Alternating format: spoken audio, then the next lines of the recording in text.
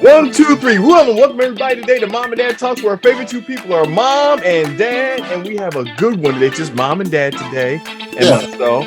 And we have a lot of loss going around, and hmm very hard for people to handle loss. I know I'm one of them, and loss is just hard. Loss of life, loss of jobs, loss of self, and stuff. So with you guys experienced a lot of loss. Especially early on in life. Both you and my mom experienced loss of your one of your parents, your father. hmm And so that's very traumatic for a lot of people. Just the loss of anybody, especially a loss of a parent. hmm How do you guys handle loss? Can you give our audience advice on that? Well, at first, even though you're prepared for it, you're not prepared for it. Mhm. Even though you know that, there's no possibility, you still hope for possibility, you pray for possibility. But in the end, it's a fact of life. Mhm. It's a fact of life. And you go through the stages of grief, reminiscing and realizing they're not around anymore, and then finally just realizing, hey, in this life you will not see them again. Mhm. Yes. And so yeah, mom, what are your thoughts on that? My thoughts on it are that uh, growing up as a child with both parents in the home, they taught us that life is uncertain, death for sure. And so I have conditioned in my mind that any day, any time, anybody's life could be snuffed out. Mm-hmm. We cannot, stop living and stop doing whatever we're doing because someone is out of our life. Life must go on when we lose a loved one, because sometimes, things can go real bad after the death of a person, and the survivor just goes to pot or whatever you say, just loses it and cannot function correctly. So I have just been taught that this is not, death is not the end. A loss Mm-hmm. of life is not the end of the world or everything, because when we study God's word, it says in there, death is but a sleep. Mm-hmm. Okay. And that is what has conditioned me to know that even we're gonna miss our loved ones, sure, but there's a better day coming when we're all gonna be united, and it pays for all of us, You young, know, old, rich or small, whatever, Mm-hmm. to just be prepared for that end of time, that loss of life or whatever is gone. Now, that's loss of life. I don't know whether you want to discuss loss of income. right. That it's everything. We're experiencing loss, right? It loss is loss, and it can change you depending on how it affects you, right? Correct. Certain loss, oh, it didn't affect me because it didn't have an impact on me, right? Right. Certain people, there's certain losses that people go through that impacts them directly. They may not be attached to their parents. However, that loss of the job was everything to them, right? Right. And like I said, we're just talking about the loss today, everyone. We'll start with the loss of life is the hardest one because there's a lot of loss of life, especially this past couple of weeks here Mm-hmm. in the world that impacted our family. Loss of the last this last year or so. I mean, it's been very impactful. Mm-hmm. And one of the things that helped me out is that you can reward somebody's life or impact in your life by making it better, or you can make it worse by just giving up and not doing anything, right? Then that life that you miss or that thing that you've lost has control over you, Right. right? And you have to be aware that loss, regardless of whether it's human beings or financial or a job, whatever, can lead to depression Yes. very easily. If you let it. Very easily. And the thing is, for me, it's just the power of God in your life. Yeah. And prayer, through prayer, it keeps your mind focused. And for me, it was a matter of routine, your daily routine. Mm-hmm. Don't lose that routine. And when you lose that routine, you kind of lose your focus in life. Just getting up and, taking a shower and making up the bed and all like that. It helps. Mm-hmm. It helps rather than just laying in bed and lamenting or Mm-hmm. yeah. It's funny that you mentioned that, Dad. One of my good friends, Al Litton, I'm giving him a shout out right now. He told me, Todd, anytime you lose, we'll talk about, let's say, lose a job. The best advice he gave me was, Todd, don't lose, just what you just sparked on. Don't lose your routine. Get a routine or a new routine, right? Whatever that routine is, get to that new routine and get into a comfort zone. Like, for instance, if you do lose a job, go work out. Go walk every day. I mean, 15 minutes, 30 minutes is not going to change your outcome per se. However, it's going to change your attitude and how you approach things, get those endorphins going by just a simple walk. Simple walk for 45 minutes or half an hour, right? You're concentrating on walking. It gives you an opportunity to change your perspective and change your mind. And then the other things, then go out and start do your resumes for 2 hours after that, right? And then after that, go ahead and watch some TV and enjoy yourself, right? Your mind is going to always reflect, I got to pay these bills and stuff. But then, go back to another, when you get those things again, go back to another routine, put some more resumes out or call some people up, right? Change it, vary it up, just doing the same thing over and over again. You also need to vary up what you do over and over again in a routine manner. That's the thing I learned. What are you guys' thoughts? I think that's very good. And the thing that really helped me is also, when you do something for some other people, do something. Well, at the time of this loss, one of my pastors that I really admire needed some help.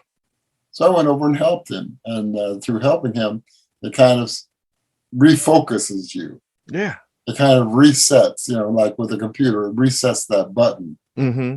And it really helps you get out of the depression stage that Satan wants you to be in. Yes. That in prayer and like you advised me, when you wake up 3 o'clock in the morning, go and find a place in the house where it's just you can get down and kneel and just pray, and not only pray but listen to that still small voice that comes back. And it's so important because that's one of the things. You wake up in a cold sweat, you can't sleep, you get bothered whether you're transitioning even to retirement. Sometimes God is waking you up to talk to you. But I need you to pray for it. I need you to concentrate on something here, right? Don't waste that opportunity with God watching TV or getting on the computer. Get that time to say, okay, Lord, you got my undivided attention. We're at 3 o'clock in the morning. What do you see I'm doing? And like I said, those are the best times I personally had is talking to the Lord, because ain't nobody gonna bother you at 3 o'clock in the morning unless something wrong with them. And don't set a time limit on it. Don't say I'm going to do it in 5 minutes. Just wait. Just wait on the Lord and just wait for that voice to come to you. And it does. He does answer you. It's a small voice. And once you hear that voice, you'll recognize who that voice is. Yeah.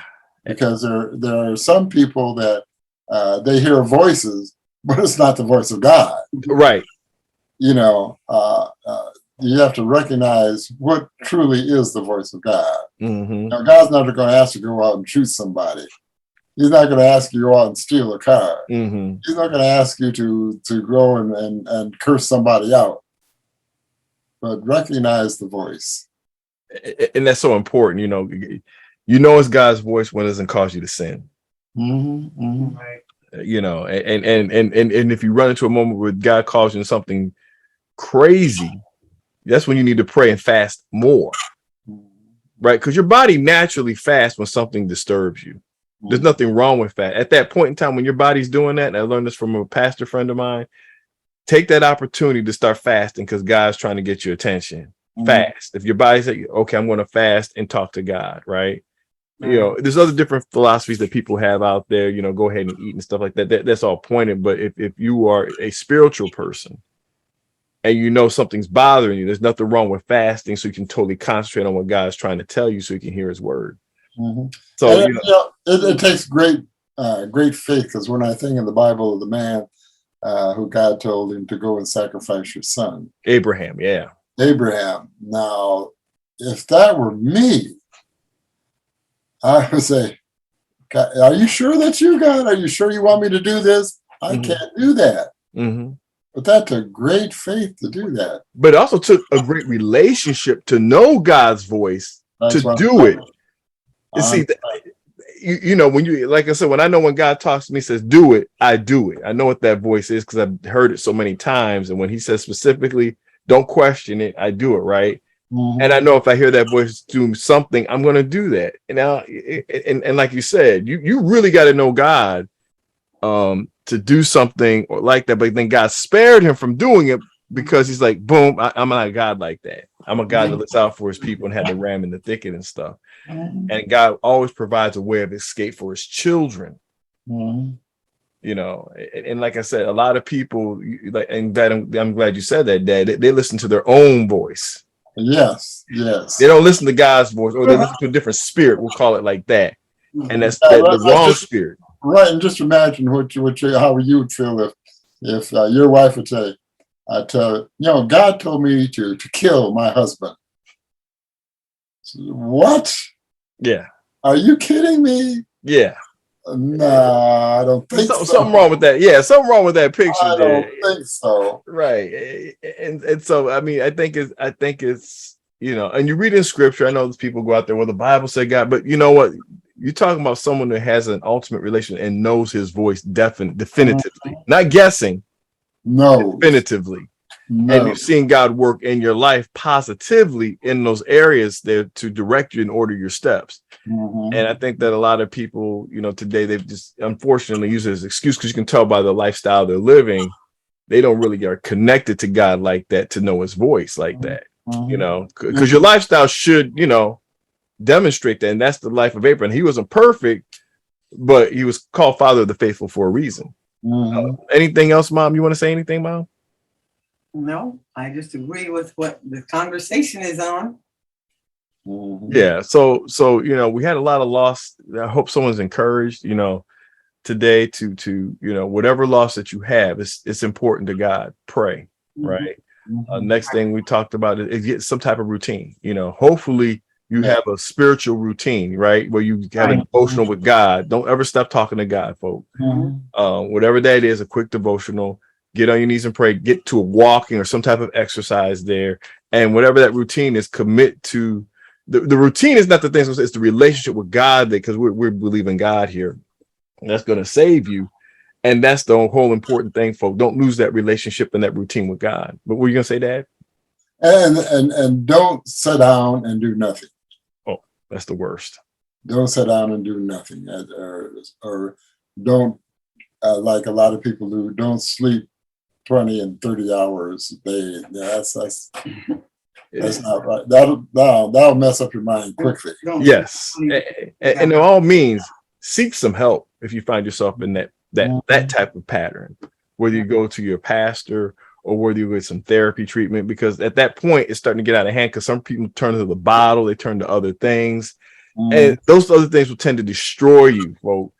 And I've seen people destroyed like that with those type of losses and stuff. And you know, loss is loss. It's not how I accept, it's how each individual person accepts that loss and how you handle it. Right. And like I said, for you guys have handled some tremendous losses in your life and continue to go through and seen a lot of it.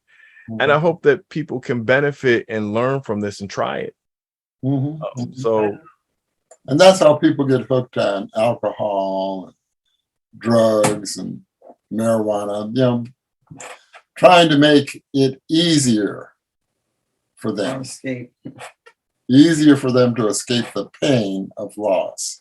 Because you are going to experience loss, and pain when you lose somebody. Yes. And so, folks, you know, get those positive things that make a difference. Help somebody. Those kind of things out there like that, you know, make a difference, you know, in your life, so that loss can have meaning. You know, when I lost both of my girls, I said, let it have meaning. Let me make a bigger impact in the world, and try to say, you know what, Lord, I'm going to do your will. I'm going to do it harder. Get harder, not softer. So, folks, I hope that encourages you today on Mom and Dad Talks today. I know there's a lot of loss going on. I hope someone gets inspired and happy, and don't give up. Get on your knees and pray. Seek some help. Get some advice and stuff. Get in the routine. help somebody. All those things are good things to do. So next time we'll see you on Mom and Dad Talks next week. So hope you all have a blessed week, and we'll see you next week. Okay. Bye.